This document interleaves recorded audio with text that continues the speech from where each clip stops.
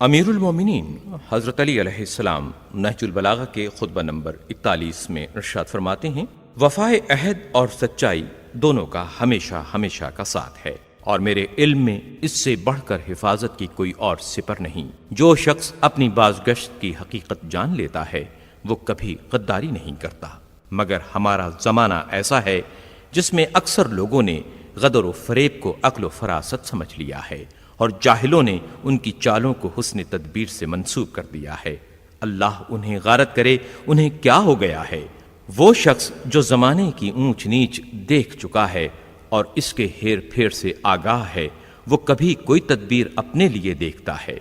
مگر اللہ کے احکام اس کا راستہ روک کر کھڑے ہو جاتے ہیں، تو وہ اس حیلہ و تدبیر کو اپنی آنکھوں سے دیکھنے اور اس پر قابو پانے کے باوجود چھوڑ دیتا ہے، اور جسے کوئی دینی احساس سد راہ نہیں ہے وہ اس موقع سے فائدہ اٹھا لے جاتا ہے۔